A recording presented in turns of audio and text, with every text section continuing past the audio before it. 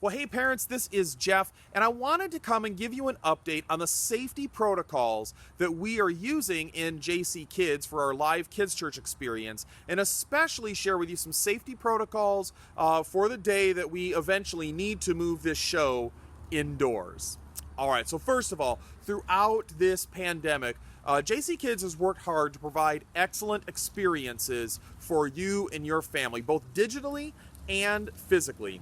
We've been providing a digital worship experience for Kids Church on Sunday mornings. We post those both to the JCKids Facebook page and to the Journeys Crossing YouTube channel on Sunday mornings. And we want those to be excellent experiences. We worked really hard to make them that way.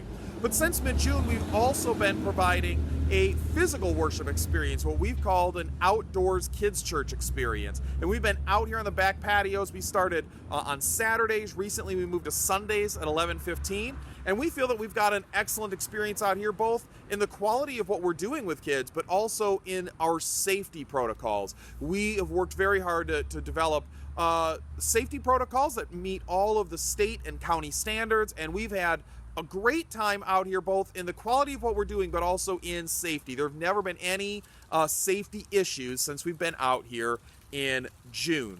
You know, most of all, whether it's digitally or physically, we want to meet you where you are and provide you a way for your kids to keep worshiping their great God and to keep going on their journey to find and follow Jesus. That is, to me, the priority. It's just digital or physical. Let's keep worshiping and journeying together.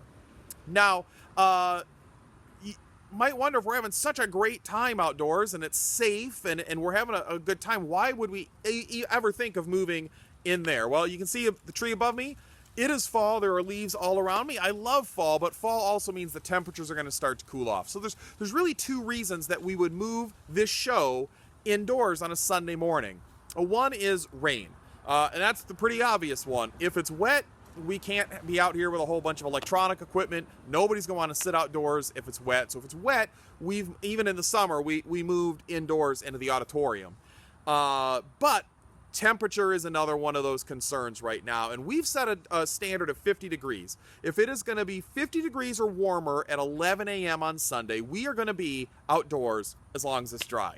If it is going to be less than 50 degrees at 11 o'clock in the morning on Sundays, we are going to move this show inside, and we're going to move it into the spot. JC Live is going on simultaneously. They're using the auditorium, and so we would use the spot for Kids Church. Now, moving inside probably brings up a whole lot of questions in your mind, like how are we going to keep kids safe once we move indoors? I think that's something that we all ask every time we go indoors. If I'm going to go in this grocery store, in this restaurant, in this doctor's office, in this whatever, what are they doing to keep me and my family safe? So allow me to walk you around our building and highlight some of the safety protocols that we've put in place to keep you and your family safe and still deliver a really quality worship experience for your kids. Come on, follow me.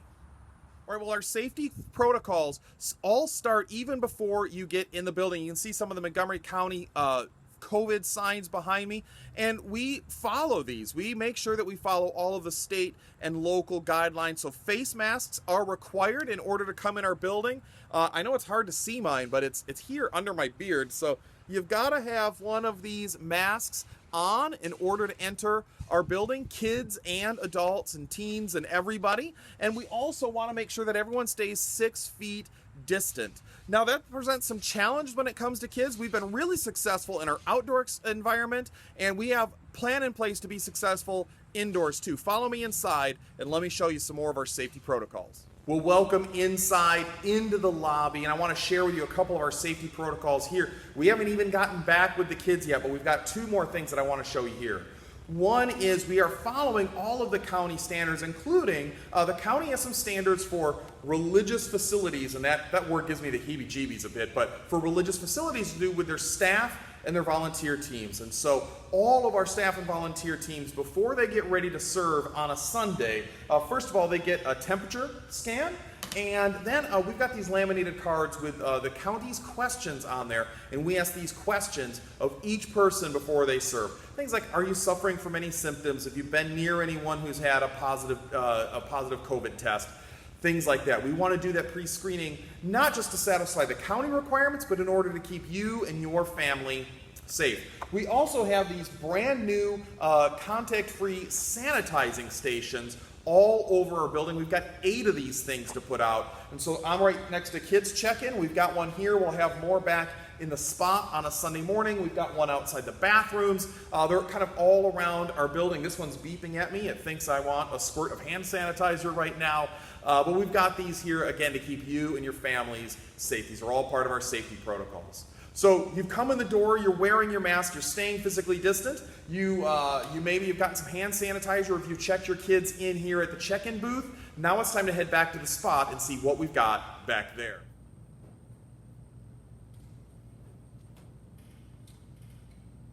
Well, welcome to the spot. Let me talk to you about some of the safety protocols that we have going on in here.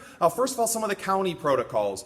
We are allowed to have 1 household per 50 square feet of space in this room. That means we could actually, per MoCo guidelines, have 31 households here in the spot. But I don't know about you, that feels maybe a little snug. We'd have a difficult time really keeping kids distant. So we're going to have less than that in here. We've chosen to provide seating for 24 kids in this space. That could be as few as 12 or 13 households, because not every kid comes by themselves. They have siblings and things like that that come with them. So 24 kids is what we're going to limit this to, far under the county limit. We have seating measured out at 6 feet distances. So you can see, we'll show you some of the footage of the benches, how the middle of those benches have been X'd out. So 1 kid on each end of the bench. The benches in between them have been measured at 6 feet. Our smallest benches actually aren't quite 6 feet long, and so we're going to reserve that for siblings. So siblings can sit on each end of those benches. They don't have to maintain that 6-foot distance because they live in the same house. So we're limiting the number of kids in here to below the county guidelines. We're providing for 6-foot seating in here. And then pre-service, you'll notice that there's no foosball table. There's no big table where we have coloring or domino or other kind of projects going on. I love, in non-COVID times, seeing kids get together and hang out like that. But right now, I don't like seeing that so much. So we're going to play some games that involve kids just sitting, where they're going to sit on the benches so that they don't get within 6 feet of each other. We may invite 1 or 2 kids up to the front of the room and keep them distant from each other and everybody else to play some games. But right now, when kids come to the room, a member of our team is going to show them where they can sit, and then they'll be there. They won't be running around playing tag and all those other kind of things. One day we'll get back to that, but I don't see it anytime soon. So we have those safety protocols in place here in the spot. Well, when it comes time for the fun to get started with our worship experiences, we've got a couple more safety protocols in place. As I mentioned earlier, everyone will need to wear one of these masks over their face, including our team. Our team will be wearing those, with the exception of the person who is up front doing the teaching. When they're teaching, they're going to take this mask and they'll put it down. If it's me, it'll wind up being under my beard. But if we're watching a video, if we're doing things like that, or if another team member comes up to teach, I'll be putting this mask up just like this, because we want to keep everybody safe. Actually, in our outdoor kids church experiences, even when they were further than 6 feet apart, a number of our kids chose to wear masks, even while outside and distanced, and that is okay. I don't anticipate any problems with kids wearing masks. They are so used to it. They go into a grocery store or whatever, they know they've got to put this mask on. So I don't anticipate any problems with mask wearing in here. We also want to commit that we will not have shared materials for the kids. Actually, we typically don't on a Sunday morning. We don't use a lot of paper, pencil, and things like that. It's a little bit more experiential. But especially during this time, we are making sure that we're not using any shared materials in any of the activities and any of the stuff that we're doing. So there's going to be nothing that kids are handing one person grabbing it, the next person grabbing it, things like that. We want to make sure that we keep you and your family safe at this time. Now, as a part of our kids' church experiences, we offer some small group activities so that kids can really see what it looks like to live out what we're talking about in the morning. Outside, we were splitting kids really on 2 different lawns and being able to do that in here. What are we going to do inside to be able to still offer those experiences but keep kids safe? Well, first of all, we have some small group rooms back right there in the spot. We are not going to be using those. They are small group rooms, and I don't think anybody really feels safe using those right now. It would be really difficult to keep kids distant, and so we have closed those off. Actually, one of them is the recording studio that we record our digital experiences in right now. So what are we going to do? Well, half the kids on the first half of the benches, will simply remain in this room. Where will the other half go? Follow me. Well, welcome to our second small group room, also known as our preschool space. Little did we know that when we decided to knock that wall out and put those barn doors in to make our preschool space more flexible for Sunday mornings, that COVID would hit 2 months later.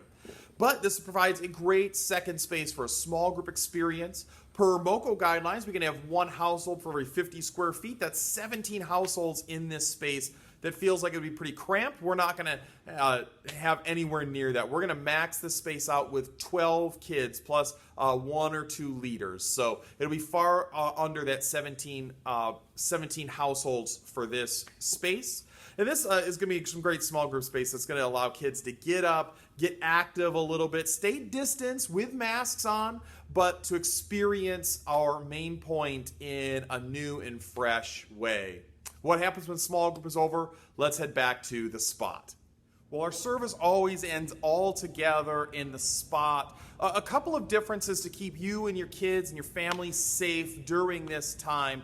Typically, we end our services a minute or two before the adult service, and the kids are given time just to run around and be kids. We won't be doing that right now. We want to keep kids distant and safe, and so we're actually going to program our material to run easily past the adult service. We'll stop when the adult service is over and cut it off, so you don't have to wait for us, but we'll keep programming going for kids until I see adults coming to pick up their kids. And then typically this is a great place to hang out and catch up with other parents and things like that. But right now, this room is going to start to feel really cramped if we all are coming in here at once and hanging out. So I would encourage you to hang out outside this space. Go up to the lobby. There's a little bit more space in there. Or better yet, even if it's a little cold out, head outside. There's some great space in front of the building, specifically right next to the building. There's a nice brick courtyard in between us and the building next door that you can hang out. Your kids can run around a little bit, and you can just catch up with people in the safest environment possible, and that is outside. Well, I hope that these safety protocols that we have put in place give you some encouragement that we are doing things as safely as possible, that we're following all of the guidelines, and in fact, in the number of kids we're going to have in the room, we're not even going to hit the guidelines. We're going to impose a little bit stricter guidelines on ourselves in order to make sure that we are doing everything to keep you and your family safe, but also to provide an excellent, engaging experience for your kids. And I want to remind you, as I and my team, as we think about our kids' church experiences, whether digitally or physically, we're doing that with you in mind, but not just with you in mind. Man, there are so many kids in Germantown, in Clarksburg, in Gaithersburg, in Rockville, in Silver Spring, in Damascus, in Watkins, in Montgomery Village. There are so many kids who are desperate to know about our great God, who are desperate to know that they were made on purpose and for a purpose, that there is a God who loves them, that there is a God who is in charge of all of this mess right now, and there is a God who sent his son to die for them so that they can be friends of God now and friends of God forever. And when I plan this stuff out, whether it's physically here in the building or you can see the recording studio back behind me as we're making our digital content, I've got your kids in mind, but I've definitely got all those other kids in mind too. And I want you to have those other kids in mind.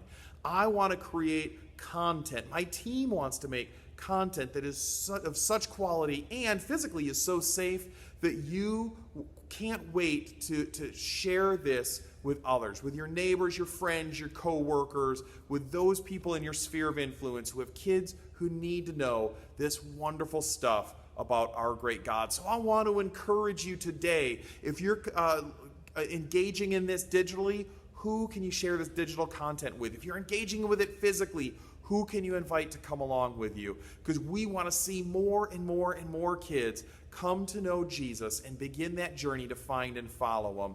That's really the mission of Journeys Crossing. It's what it's all about, to meet people where they are and help them find and follow Jesus. If you have any questions about any of the safety protocols, my email is right here on the screen. You can email me, you can text me, call me, do all those other things. You can find my information on the church website. I feel weird about putting my phone number on YouTube, so I'm not going to do that, but you can find me at our church website, ilovethischurch.com. I really hope that your kids are enjoying what we're doing digitally or physically, and that you keep them engaged in worshiping God and on their journey to find and follow him. I love you guys. I will talk to you later. Bye-bye.